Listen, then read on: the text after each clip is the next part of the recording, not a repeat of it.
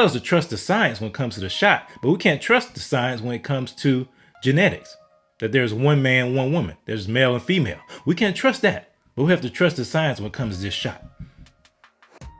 Thank you so much for liking your comments and subscribing to the channel. Please share this with your friends. Smash that like button. Smash the subscription bell. Share this with everybody you know.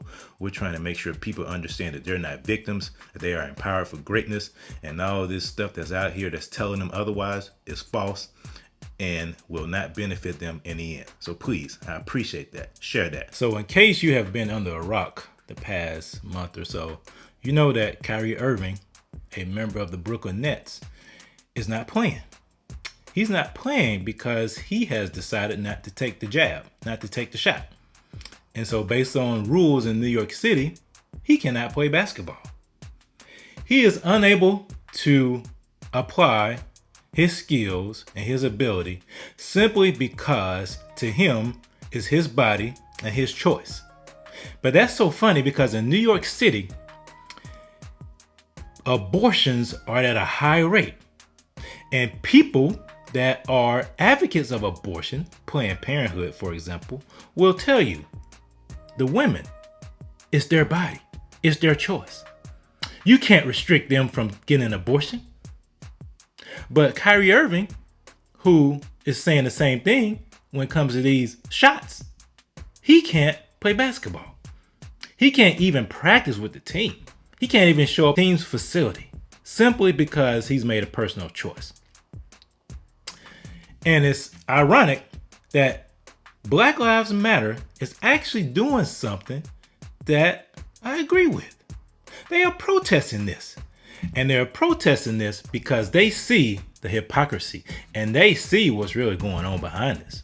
That these vaccine mandates will impact the Black community more than any other community, especially in New York City, where nearly 70-something% of Black people or people of color or Black folks in the city are unvaccinated. So what does that mean? That means that these people will be treated as second-class citizens. It means that these mandates are having a result of instituting Jim Crow, like I mentioned before. That these mandates are inherently racist. They are. Don't you think that Bill De Blasio and others understand that Black people are skeptical when it comes to vaccines? Don't you think they know that? But there's pressure, there's a push. Every Black person that's a quote unquote celebrity or a leader has to have the burden of convincing the rest of the populace to get the shot. You don't see that same type of pressure being applied to other people, but only because Black people have been given leaders from the white liberals. They've been given leaders from the puppet masters, if you will. So those leaders have a responsibility. They've been compromised, so they have a responsibility to convince others in the Black community to get the shot. That is not acceptable for Black people to use the refrain, my body, my choice. Oh no, that doesn't work when it comes to the shot. And it's so interesting that Black Lives Matter in New York City is actually organizing protests to fight against this.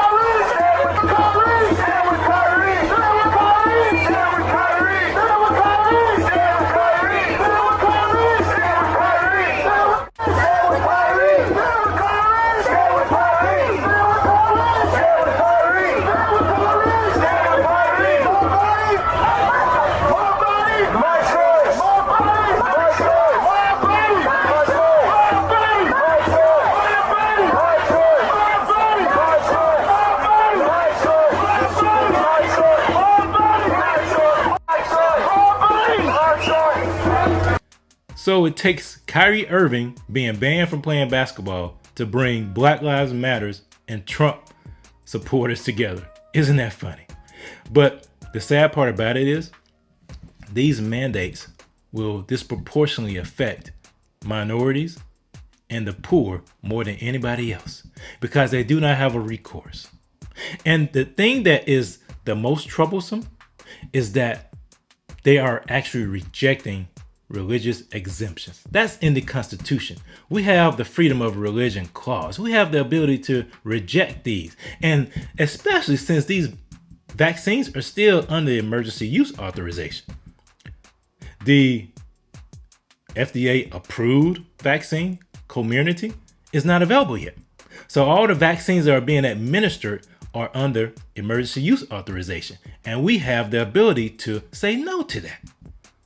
But you will not see the mainstream media covering this Black Lives Matter event because it doesn't jive with the narrative. See, the narrative in this case is for everybody to get the shot. See, Big Pharma and the news media and big government, they're all in bed together. They're all intertwined. And so the mainstream media will not cover this. Now, I bet if this was a bunch of Trump supporters doing this, they would have covered it because it would have fit the narrative that only crazy, wacky Trump supporters are the ones who are resisting this vaccine. Whereas, no, that's not the case. The majority of people who are not taking this shot are Black people. And there are numerous reasons why. Going back to the Tuskegee experiment, going back to other recent examples in Los Angeles, there are many reasons for that. But when you have cultural Marxists, when you have Marxists in place, they want to use anything they can to divide and separate us. And so they're using this vaccine to do it. Because it's all about power, it's all about control. But we are not victims. We are empowered for greatness. We have the greater one living inside of us. And we seek him for our healing. We depend upon him for our healing, not some shot that was created by someone in the lab. They tell us to trust the science when it comes to the shot, but we can't trust the science when it comes to genetics. That there's one man, one woman. There's male and female. We can't trust that, but we have to trust the science when it comes to this shot. You see how hypocritical and how wrong that is? But it's interesting. Black Lives Matter is actually standing up for Black lives. They are truly standing up for Black lives. They are. In this instance, they are. Because they understand the repercussions that will reverberate in the Black community when these mandates are fully rolled out. And you best believe it's just getting started. The next battleground are schools and children. California has already thrown the first salvo by saying that every student will have to be vaccinated. And it's coming. It's coming to a city and a town near you. But we must stand firm. We must stand firm based on biblical values and common sense. We are Americans. We have freedom of choice. We have freedom of choice, not relative choice, freedom of choice. It's not relative. The same principles that people can stand on to say my body, my choice when it comes to abortion are the same principles that people can stand on when it comes to my body, my choice with this shot. The same ones. And see, that hypocrisy lets you know it's not about my body, my choice. It's about an illiberal agenda. It's about the agenda of destruction. And they know that the Black community is impacted the most by abortions, especially in New York City, are administered to young Black women. But yet they claim that they're for Black lives. It's a lie. It's a mirage. But we're not victims. We are empowered for greatness. So it's good to see Black Lives Matter standing up for Black lives. It's good to see that. And I'm an equal opportunity observer. When people stand up for things that are right, when people stand up for things that are true, I will support them. When they don't, I will speak against that. Because I'm standing for biblical values. Like I said before, it's not about the Republican Party or the Democratic Party. It's about the party of Jesus Christ. Someone stands up, and when someone stands up to push back against big government intrusion into our lives, they're an ally. They are. And this is big government intrusion into our lives. And it's all intentional. This is all, they're using fear, and they've used fear to convince and persuade and coerce people to take something that they do not want. And the Bible says anything that is not of faith is sin. They're causing people to sin. They are. They're causing people to sin because people are making decisions out of fear and not of faith. We are not victims. We are empowered for greatness. We are not victims. We are empowered for greatness. And yes, these vaccine mandates are inherently racist. They are inherently racist because they will impact the black community more than anybody else. They'll be more detrimental. You know how they always said COVID, like the virus itself was racist, that our community, quote unquote, was impacted the most by COVID. But there's a number of other factors they wouldn't tell you, like the comorbidity when it comes to obesity, when it comes to diabetes and things like heart conditions. They won't tell you that because they are so in bed with Big Pharma. They want people to take these shots. So they not tell you that you need to eat right, you need to exercise, you need to sleep, you need to stop stressing, stop smoking, stop drinking. They won't tell you that. But we are not victims. We are empowered for greatness, and we will stand up against the big government push to put shots in the arms of everybody. We will stand up against the big government push to control our lives. We live in the land of the free and the home of the brave. And we are not victims. We are not victims. We are empowered for greatness.